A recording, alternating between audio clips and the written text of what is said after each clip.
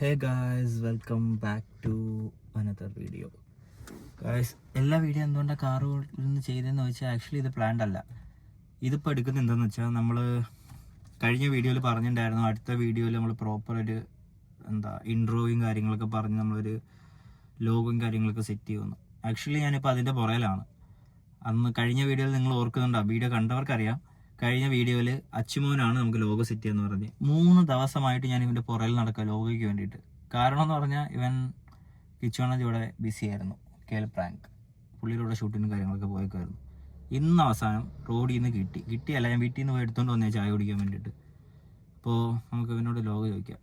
നമുക്ക് തന്നെ ചോദിക്കാം, എന്തിടാ എൻ്റെ ലോഗോ എന്തിടാ മോനെ? Logo is creating. ആര്?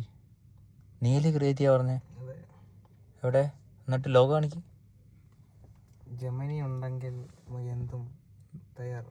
നീ ജെമിനി നല്ലല്ലോ പറഞ്ഞേ. ഗൈസ്, ഇതാണ് നമ്മുടെ ലോഗോ. നിങ്ങൾ ആക്ച്വലി ആരാടാ അത്?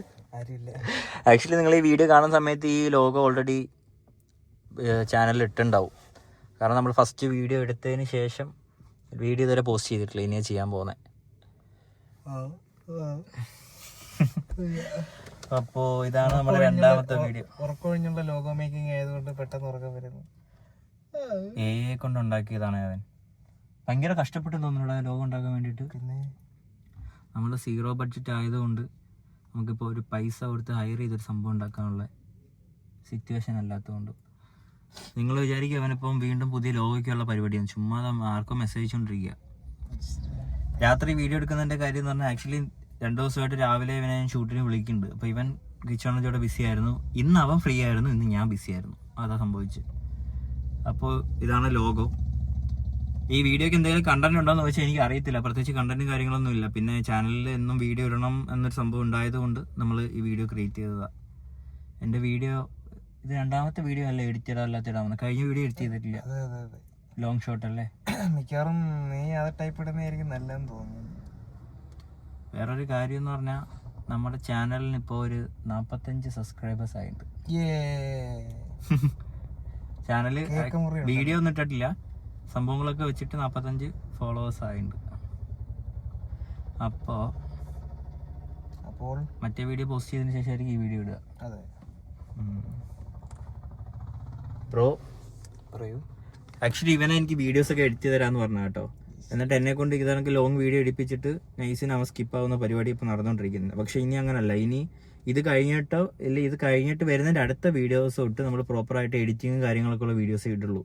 കാരണം എനിക്കറിയാം സിംഗിൾ ഷോട്ട് കണ്ടുകൊണ്ടിരിക്കുന്ന എല്ലാവർക്കും വെറുപ്പില്ലായിരിക്കും, ആരും കണ്ടുകൊണ്ടിരിക്കത്തില്ല.